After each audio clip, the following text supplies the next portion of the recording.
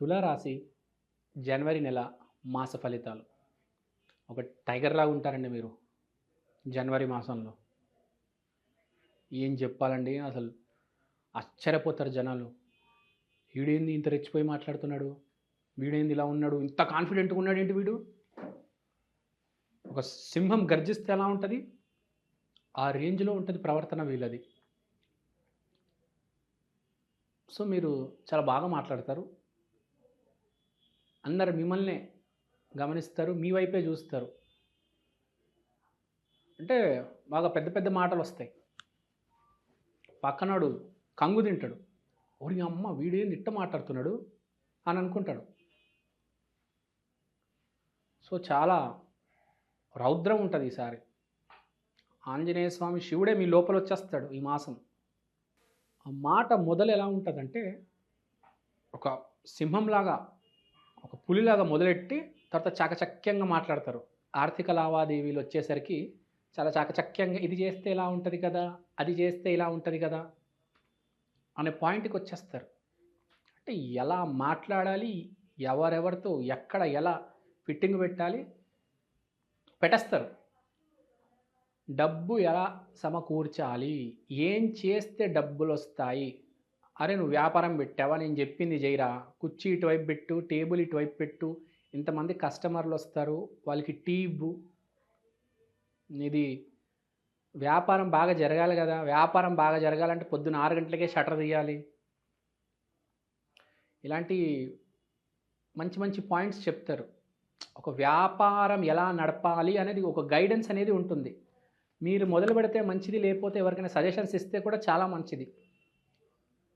అంటే how to plan a strategy. ఎలా strategy వేస్తారు? ఎలా రాణిస్తారు? ఎలా రానివ్వాలి? రానివ్వాలంటే మామూలు విషయం కాదండి. చాలా తెలివితేటలుండాలి.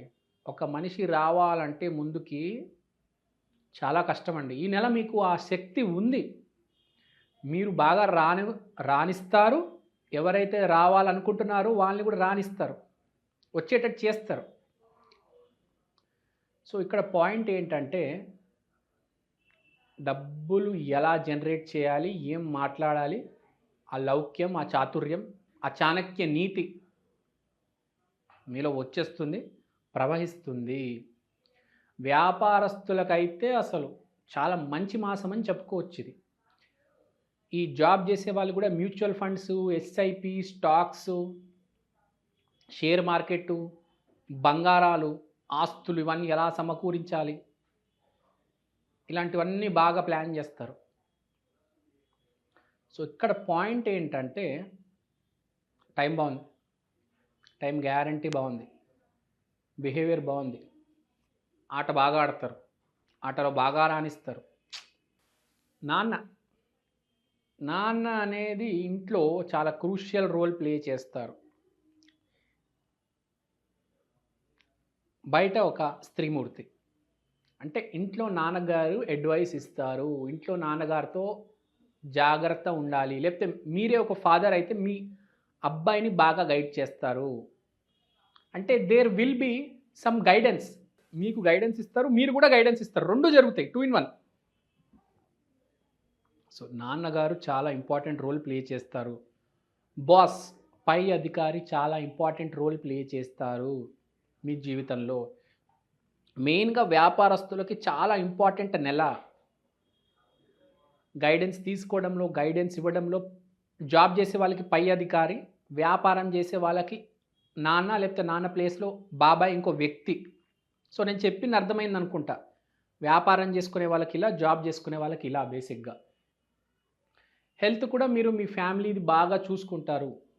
మీ ఫ్యామిలీ మెంబర్స్ బాగుండాలి అని కోరుకుంటారు. దాని గురించి మీరు ఏం చేయాలి అనేది ఆలోచిస్తారు. ఒక ఆత్మ చైతన్యం అనేది తీసుకొస్తారు. హెల్త్ ఇంప్రూవ్ అవ్వాలి అనేది మీరు ఒక రకంగా ప్లాన్ చేసుకుంటారు. తర్వాత ఒక స్త్రీ శక్తి అని చెప్పా. ఒక స్త్రీ వల్ల మీరు చాలా హ్యాపీగా ఉంటారు. మీరు ఒక అబ్బాయి అయితే మీ గర్ల్ ఫ్రెండ్, మీరు ఒక హస్బెండ్ అయితే మీ వైఫు, లేకపోతే ఏకంగా లక్ష్మీదేవి. ఒక స్త్రీ వల్ల మీరు చాలా హ్యాపీగా ఉంటారు. సో, ఇక్కడ పాయింట్ ఏంటంటే స్త్రీలని గౌరవిద్దాం. అమ్మవారి గుడికెళ్ళి రండి ఒకసారి. ఎందుకంటే జీవితంలో ఫ్యామిలీ ఉండొచ్చు, డబ్బులు ఉండొచ్చు, ఆరోగ్యం ఉండొచ్చు. అన్నిటికన్నా ఇంపార్టెంట్ ఆనందం, హ్యాపీనెస్ అదొక స్త్రీమూర్తి కారణంగా వస్తుంది కాబట్టి జీవితాలు నడుస్తూ ఉంటాయండి. జీవితాల్లో ఏముంటాయి, రోజు అవే ఆఫీస్‌కి వెళ్ళడాలు, షాప్‌కి వెళ్ళడము, ఆ డబ్బులు, 3 పూటలు తిండి తినడం, పిల్లలు, స్కూళ్ళు. కానీ ఒక మనిషి ఆనందంగా ఉండాలి. అది ఇంపార్టెంట్ కదా! సో, అది ఒక స్త్రీ కారణంగా రావడం వల్ల, ఒక స్త్రీ శక్తి వల్ల, స్త్రీనే అవసరం లేదు, ఒక స్త్రీ శక్తి వల్ల ఆనందంగా ఉంటారు కాబట్టి స్త్రీమూర్తికి మనం ఎక్కడో రుణపడి ఉన్నాం. సో, అమ్మవారి గుడికెళ్ళి రండి. మీ అమ్మగారికి కృతజ్ఞత చూపించండి. స్త్రీలని గౌరవించండి. అలా చేస్తే మీరు బాగుంటారు, బాగా కలిసొస్తుంది. జనవరి నెల మాస ఫలితాలు అందరూ బాగుండాలి. అందులో నేనుండాలి, మీరుండాలి. సర్వే జనా సుఖినో భవంతు. శ్రీమాత్రే నమః. ఓం నమః శివాయ. ఓం నమో వెంకటేశాయ. 2025 నూతన సంవత్సర శుభాకాంక్షలు. ఇప్పుడు ఈ సంవత్సరం మనం మాట్లాడుకోవాల్సింది మన దేశం గురించి, మన రాష్ట్రం గురించి, మన గురించి. ఇక్కడ చెప్పదగ్గ పాయింట్, ప్రతి మనిషి ఈ కొత్త సంవత్సరంలో ఒక కొత్త అడుగు వేయబోతున్నాడు. కాబట్టి ఎవరికి ఎలా ఉంటుంది అని ప్రతి మనిషికి సందేహమే.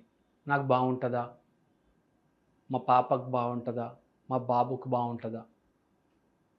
సరే, ఇప్పుడు మనము ఒక చిన్న విషయం గమనిస్తాం. ప్రతి మనిషికి జీవితంలో ఎప్పుడు ఒకేలా ఉంటుంది, కానీ ప్రతి మనిషికి ఎదగాలని ఉంటుంది. ఒక మెట్టు ఎదగాలి. నాకు ఇవాళ బైక్ ఉంది, రేపు కారు ఉంటే బాగుంటుందే. నాకు ఒక కారు ఉంది, రేపు ఒక 4 కార్లు 5 కార్లు ఉంటే బాగుంటుంది. నాకు ఒక కారు, మా అబ్బాయికి ఒక కారు. ప్రతి మనిషికి ఆర్థికంగా ఎదగాలని ఉంటుంది. కానీ తెలుసుకోవాల్సిన విషయం ఏంటంటే, మనం ఆర్థికంగా ఎదగాలంటే ముందు మానసికంగా ఎదగాలి. మన బిహేవియర్లో మార్పు వస్తే అప్పుడు ఆర్థికంగా కూడా మార్పు వస్తుంది. ఇప్పుడు దేశం గురించి ఆలోచిస్తే పగలు రాత్రి ఒక మనిషి నరేంద్ర మోడీ అయిపోయాడు. మంచిగా ఆలోచించాడు.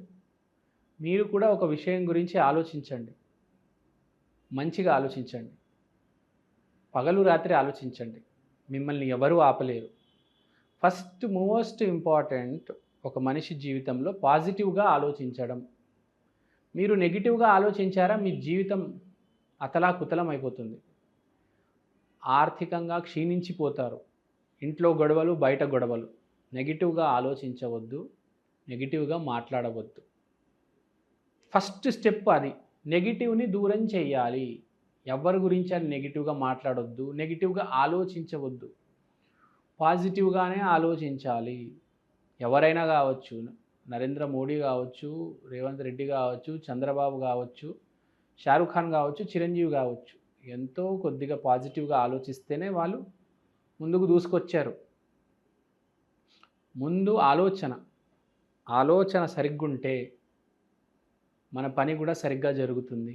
అప్పుడు డబ్బులు లావాదేవీలు కూడా బాగా జరుగుతాయి. చేతిలో డబ్బు నుంచుంటుంది, లక్ష్మి మన దగ్గర ఉంటుంది, మనతో పాటు ఉంటుంది, లక్ష్మి మన పక్కన ఉంటుంది. సో ప్రతి మనిషికి నేను ఇది చెప్తూ ఉంటాను, కానీ ఎవరు సీరియస్గా తీసుకోరు. కానీ ఈ సంవత్సరం 2025 కొంతమంది అయినా నేను చెప్పింది సీరియస్గా తీసుకొని వాళ్ళ జీవితం మార్చుకుంటారు. ఒకసారి కాదు, 100 సార్లు చెప్తూ ఉంటాం, మారండి మారండి మారండి. మీరు చూడండి, పిల్లల్ని మనం ఎన్నిసార్లు చెప్పినా అరే ఇది చెయ్యకరా అంటే వాడు అదే చేస్తాడు. మనిషి కూడా అంతే. అరే ఇది చెయ్యకురా, వద్దురా, మంచిది కాదురా, ఇలా మాట్లాడకరా, అటువైపు పోకురా, రాత్రి 9 ఇంటికి వచ్చేయి, బయట చెడు తిరుగులు తిరగమాకు అని చెప్పినా ఆడు వినడు, ఆడు బయట తిరుగుతాడు. సో ఇక్కడ పాయింట్ ఏంటంటే, మనం పెద్దవాళ్ళు చెప్పేది వినాలి. మన అమ్మా నాన్న చెప్పింది, మన గురువులు చెప్పింది వినాలి.